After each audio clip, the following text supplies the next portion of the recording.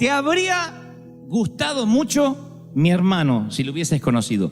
Soy el menor de 4. 2 han fallecido. Queda el hermano mayor, Sergio, tiene 62 años, si no me equivoco, 62 o 63. Y yo que tengo 30, pero uno de ellos, amé siempre a mis hermanos, pero uno de ellos te habría encantado, porque siempre tenía un chiste a flor de labios, y era de esos parientes que Dios nos regala, esos familiares que Dios nos lo da para que las fiestas no empiecen hasta que ellos no llegan. Son esos que son el alma de la fiesta. Él podía hacerse amigos de cualquiera, tenía un carisma que supongo que había heredado de mamá, de la vieja, que siempre fue artista, y él creo que tenía ese alma de artista, y tenía una simpatía, arrollador, fue predicador, ¿saben? Y uno de los buenos, un gran pastor, fue un predicador, un pastor, un hombre de Dios, y un día su iglesia atravesó una crisis. Él no era el pastor principal, era uno de los pastores asistentes, técnicamente. Y el hombre falló, su pastor falló. Por alguna razón él no lo pudo superar. Por alguna razón se apartó del Señor y se fue de la iglesia. Primero dejó la Biblia, después dejó la iglesia, después dejó la comunión con el Señor y se fue para nunca jamás regresar. Al poco tiempo nos enteramos que volvió a tomar, que volvió a beber, y el alcohol hizo estragos. Empezó a adelgazar, empezó a estar triste, cada vez más gris. Las últimas veces que lo vi era la sombra de aquel Daniel a quien tanto yo quería parecerme cuando iba a ser grande.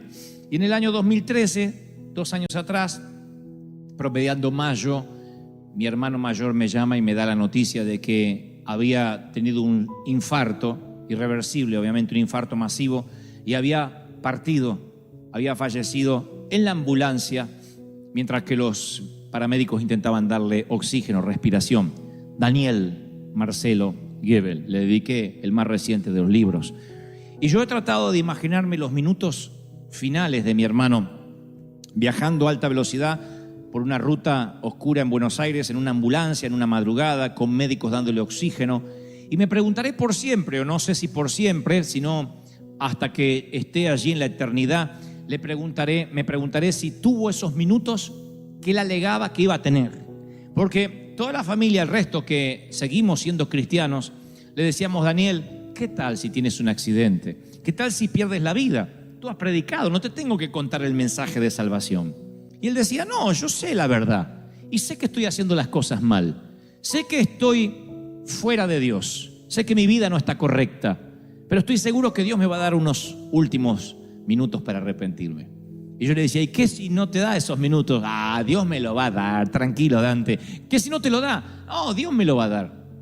Así que se imaginan que lo primero que pensé es si tuvo esos minutos antes de morir. Me lo imaginé a Daniel con la última imagen que se llevaría de su paso fugaz por esta tierra, que era el techo de una ambulancia y unos cuantos desconocidos sobre él intentándole dar oxígeno. Y tal vez tu corazón no esté dando su último latido, pero sí hoy llegaste a este servicio con tus últimos ahorros, la última solución, la última pizca de café, el último crédito, la última oportunidad, el último análisis. Siempre llegamos a lo último de algo, la última onza de paciencia. Tenemos temor a que nos demanden, temor a terminar últimos, temor a perder los ahorros. Ese bulto en el pecho o en el antebrazo nos produce cierta preocupación. Ese lunar no nos gusta nada. Ese tipo que se mudó en la cuadra no nos da tranquilidad. Y entonces empezamos a tener miedo, empezamos a tener temor. Y decimos: ¿qué tal si se me agota lo último que tengo? Nos llenamos de ansiedad. El miedo te encierra en una prisión y no puedes salir nunca más. Eso es lo que logra el miedo. El miedo nunca logra otra cosa que meterte dentro de una prisión y no te permite salir, ni ser feliz, ni ser libre. Ahora imagínate un día, un solo día, solo un día sin temor, un día sin miedo. sin temor al fracaso, sin temor al rechazo, sin temor a la tragedia. Imagínate un día sin pensar que algo le pasará a tus hijos, que te faltará dinero, que no vas a comer mañana, que podrás pagar el mortgage. Un día sin temor alguno. Tú dices, wow, nunca lo había pensado así, creo que sería muy feliz. Y por eso el Señor preguntó, ¿por qué teméis? ¿Por qué tienes miedo? ¿Por qué tienen miedo? Lanza la pregunta a los muchachos que estaban mojados y empapados en medio de una tormenta. Preguntarle por qué tienen miedo en medio de una tormenta atroz es como que un nadador le pregunte a otro, ¿por qué estás mojado? Porque es lógico que tenga miedo. Se supone que estamos en una tormenta, se supone que tengamos miedo. Los hombres escuchan la pregunta y están muy serios.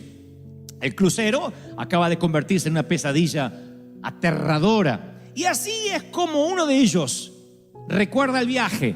Dice, luego el maestro Jesús subió a la barca y lo siguieron los discípulos.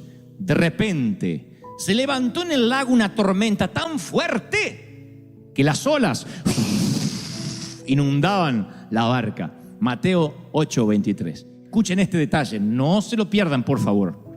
De repente, una gran tormenta se desató en el mar. No todas las tormentas vienen de repente. En la pradera los agricultores ven los cambios de nubes y dicen, me parece que va a llover. Los que saben de tormentas dicen, mi mamá decía, me está doliendo la cadera, va a llover. Nunca supe cómo se conectaba la cadera con el clima, pero no fallaba la vieja. Era un barómetro. Ella decía, me duele la cadera, va a llover. Nunca usamos servicio meteorológico. La gente venía a decirle, Nelly, ¿le duele la cadera? Sí, ¿para cuándo? Para mañana. Y se venía la tormenta. Sin embargo, dice el apóstol, no, que esta tormenta saltó como un león desde el césped, de golpe, agazapada. Y Pedro y Juan luchan, son pescadores. Y el oficio les hace hacer que traten de mantener la vela lo más abajo posible. Mateo es recaudador de impuestos. Mateo trabaja en el IRS. Sabe tanto de velas, barcos y tormentas como yo de japonés, mandarín e inglés. Así que Mateo, el único esfuerzo que hace es por no vomitar o vomitar lo menos posible. La Biblia no dice que haya vomitado. Y él hubiese preferido relatar la historia de la siguiente forma, decir, y Jesús subió a la barca y entonces un arco iris apareció y vieron una bandada de palomas en formación de cruz. Esa hubiese sido una historia poética del Señor. Sin embargo, dice, el Señor se sube a la barca y se levanta una tormenta tan fuerte que las olas inundaban la barca con el Señor arriba. Esto me enseña una lección, señores. Subirse a la barca con Cristo puede implicar que tengas que mojarte con Él. Y no aprender o no entender este principio o este concepto básico nos causará muchos dolores de cabeza. Yo provengo de una iglesia donde se nos enseñó que si tu vida empezaba a tener tormentas es porque te habías alejado del Señor. A saber, por ejemplo, entrabas a la iglesia, mi mamá entraba con el dolor de cadera, que lo único que hacía es hacer un bien a la comunidad porque estaba haciendo el servicio meteorológico para el barrio, y ella decía, me duele la cadera. El pastor decía, no está bien con el Señor. Algo debe estar haciendo mal, si no tendría por qué estar enferma. Y los seguidores de Jesús se enferman de malaria, entierran a sus hijos, luchan con adicciones, se enfrentan temores. No es la falta de tormenta lo que los distingue, sino que Jesús está en medio de esas tormentas. No es que no van a tener tormenta, porque cuando nos enteramos que un misionero fue ajusticiado, o que perdió uno de sus hijos, o que un cristiano tuvo un accidente, decimos, ay, ¿cómo Dios? Pero eso es lo que no entiendo de Dios, si servía al Señor. La Biblia no dice que estaremos exentos de tormentas, pero sí promete que nada nos puede pasar si Él está en la tormenta. Ustedes dicen, pero ¿cómo no me puede pasar nada malo si les pasa cosas malas? Pero el Señor vuelve a decir, quiero que entiendas lo siguiente, a lo mejor la tormenta es espantosa, a lo mejor la nube se pone tan negra que dices voy a morir, pero nada va a salirse de mis manos ni de mis planes porque yo estoy al control y yo soy el que invito. ¿Lo creen, sí o no? Ahora, dice Marcos agrega unos detalles muy curiosos. Dice, Jesús estaba en la popa, durmiendo sobre un cabezal. El cabezal no es un almohadón mullido, no es un cojincito. Es una bolsa de cuero llena de harina que se usa para estabilizar la barca, que lo suelen utilizar todavía los pescadores del Mediterráneo. Así que estaba con la cabeza durmiendo allí, y esa siesta preocupa a sus discípulos. Y le dicen, esto es lo que le dicen: Maestro, ¿no ves que perecemos? En otra versión dice, ¿no tienes cuidado de que nos morimos? Versión Dante habla hoy, ¿te importa un cuerno que nos vamos a ahogar? ¿No te importa? A mí me suena como esa reprimenda de algunas mujeres que dicen, ¿ves? Nunca cambias. Como si ellos tuviesen un background para decir eso. ¿Ves? El mismo sucio. ¿Ves? El mismo muerto de hambre. Es como que no te importa, como diciendo, ya es la tercera, cuarta vez que te enganchamos que no te importa. No tienes cuidado. Eso es lo que hace el temor. El temor lo que hace es sacar nuestros colmillos, porque el temor corroe nuestra confianza en la bondad de Dios. Lo erosiona. Nos va drenando nuestra confianza en la bondad de Dios. Nos llenamos de miedo y perdemos el control. Y perder el control es lo que más miedo nos da, cuando no tenemos el control de las cosas.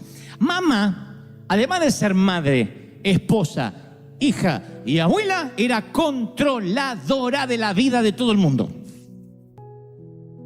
Ella podía controlar todo. Todo lo que había en su universo, que era el techo de la casa donde yo vivía, estaba bajo su control. Lo que se iba a comer, el calzón no se cambiaba si mamá no lo disponía. Ahí no se bañaba cuando alguien quería bañarse, si mamá no daba la orden. Y papá entendió eso desde que se casó con mamá. Por eso papá acuñó la frase, no sé, pregúntale a tu madre. Esa era la frase.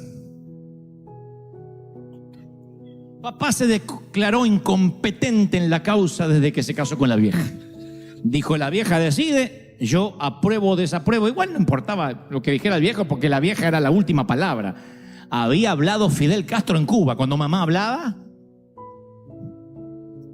Esa era mamá.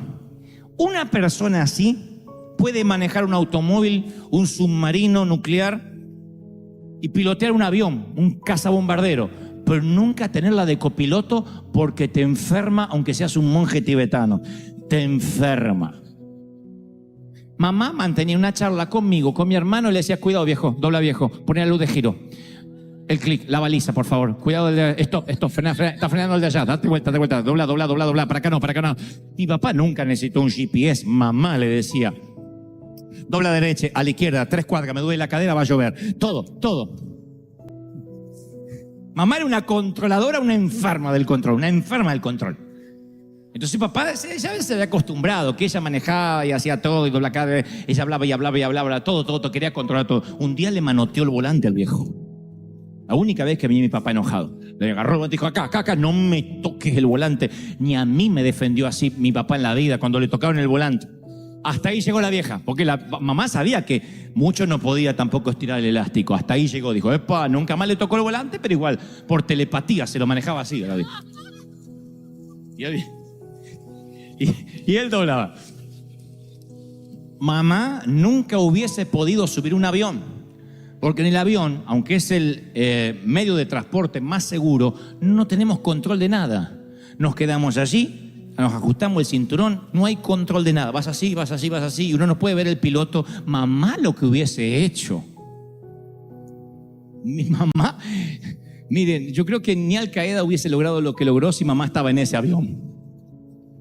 Mamá hubiese tenido el control de todo. Cuando perdemos el control nos llenamos de temor. Perdemos el control de la salud. Perdemos el control de las finanzas. Mientras tengamos un poquito de control, la fe no es tal. La gente dice, no, yo sé que Dios me va a sanar. Aparte me dijo el médico que con este medicamento, con esta quimio me voy a sanar. Yo sé que Dios está conmigo, porque aparte me lo dijo el contador, que no todo está perdido, que puede arreglar todavía los papeles.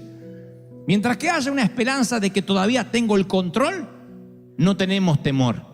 Pero llega un momento en que llega la carta del banco y te dice que estás fuera, que eres historia, 5 días para desalojar. o el diagnóstico: no podemos hacer nada. Vaya a casa y pase los últimos días con su familia. O el día que nos enteramos de que el amor se fumó. O el día que nos enteramos que finalmente lo que temíamos ocurrió y no hay esperanza. Y cuando se acaba nuestra esperanza de control, es allí cuando decimos, como las hermanas de Lázaro: ¡Ja! Yo lo único que quería es que lo hicieras, que sanaras a mi hermano, pero no estuviste aquí. ¿No ves que mi hermano se murió? ¿No ves que perecemos? Y la fe de resurrección es la que abandonamos. Pensamos que el Señor, hasta Dios tiene un límite. Hasta Dios puede hacer milagros, pero bueno, no tan al límite. Y yo recuerdo de mi mamá todas las frases que ella tenía, una detrás de la otra, muchos clichés, muchas frases. Y Jesús le declaró la guerra al temor, al punto tal que Él mencionó 125 oraciones en modo imperativo, de las cuales 80 tienen que ver con no temas. No tengas temor, no te inquietes. Y en toda la Biblia, desde Génesis hasta Apocalipsis, la palabra no temas figura, adivinen, 365 veces. Podría figurar 364 veces y estaría bien. O ¿qué tal 366? Pero solamente aparece no temas, y es la única frase que se repite 365 veces. Eso tiene que tener una explicación. Y la primera que se me ocurre es la que se te está ocurriendo a ti también. Hay un no temas para cada día del año, desde el 1 de enero hasta el 31 de diciembre. No temas, no temas, no temas. Alguien necesita oírlo. No tengas miedo. No teman.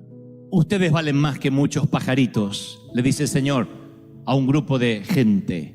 No teman por lo que habréis de vestir o de comer. Menciona en otro mensaje.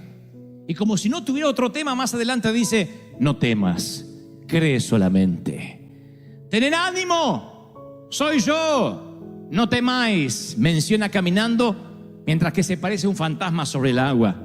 No temáis a los que matan el cuerpo. Preocupaos si pudieran quitarte el alma, pero no temas por el cuerpo. Le dice a su grupo íntimo: no temas, manada pequeña, a un anillo más grande, ya es un círculo un poquito más grande, porque vuestro Padre os ha placido daros el reino. No se turbe vuestro corazón, ni tenga miedo, le dice un padre desesperado. Luego hay una gran multitud y dice: y oiréis de guerra y de rumores de guerra, mas ustedes no teman, no tengan miedo. Va a ser un milagro. Jesús se le acerca, lo toca y le dije: levantaos. Y los leprosos, que nadie los tocaba, dice: ¡hey! No teman. Cuando el Señor ascendió a los cielos, si pudieras haber hablado con cualquiera de los discípulos, le preguntarías: ¿qué frase repetía una y otra vez? No será levántate, ni serás poderoso, ni los ungiré. Es: no tengas miedo. ¿Por qué tienen miedo? Hombres de poca fe. Yo estoy en la barca, estoy en tu vida. Me veas o no me veas. Y si cuando a la altura de los ojos me tratas de buscar y no estoy, búscame entre los cabezales, quizás esté echando una siesta. Si no estoy en estribor, estaré en la proa, a babor, en algún lado en el barco, pero no me bajo del barco si tú estás arriba. Y más, si yo te invité a navegar, yo no me bajo del barco. No tengas temor.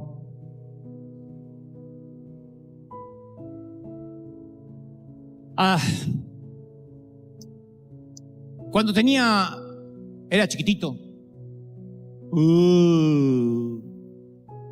6 años de edad, insistí por mirar una serie de televisión en la República Argentina que era conducida por un actor y además guionista llamado Narciso Ibáñez Menta. Pueden buscarlo, googlearlo, Narciso Ibáñez Menta. No era tanto las teleseries que producía en Argentina, sino la forma de presentar. Él aparecía con una vela en la mano, con una capa negra, tenía una barba en punta, flaco, esquelético, y decía: voy a presentarles una historia que le pondrá los pelos de punta.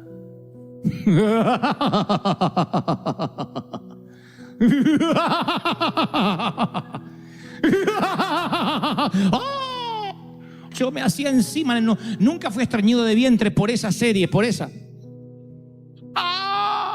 me orinaba en los pantalones.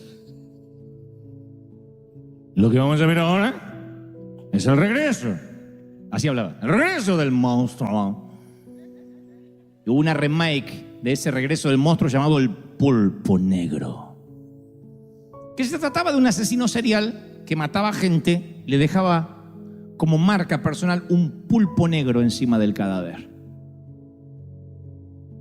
Así que un día le dije, papá, ¿puedo ver el pulpo negro?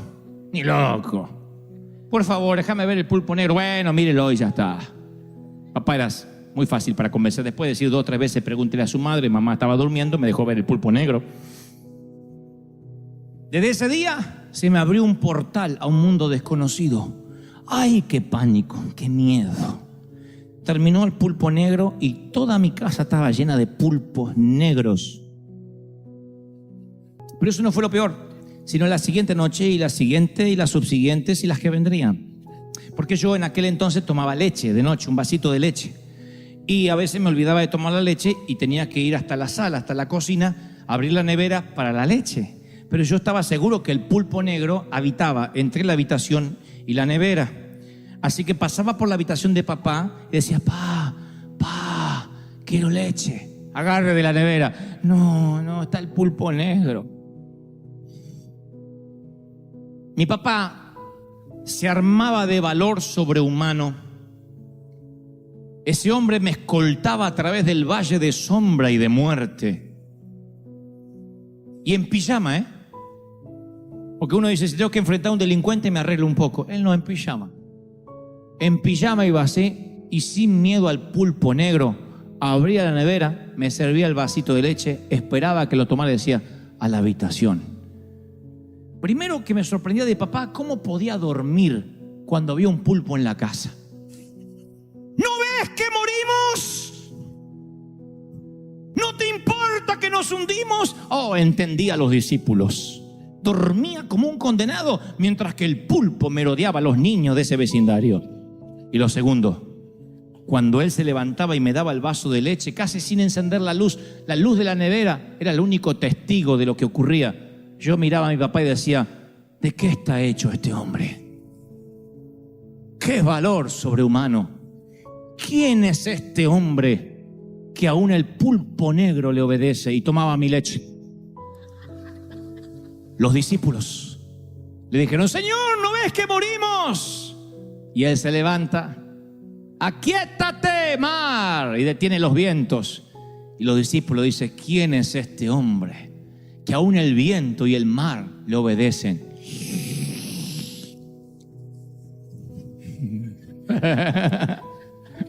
¿Entendieron?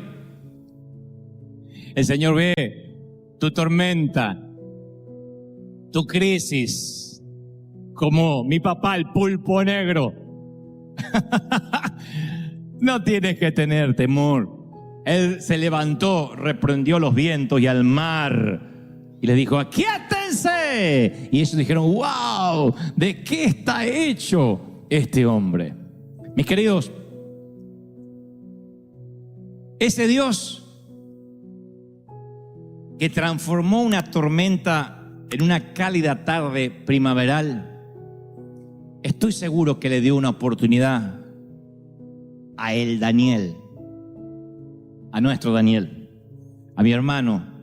Yo estoy seguro que él lo último que vio fue el techo de la ambulancia, pero lo próximo que vio inmediatamente fue el brazo del Señor rescatándolo. ¿Por qué lo sé? Porque no importa cuánto dure una tormenta, si el Señor está allí,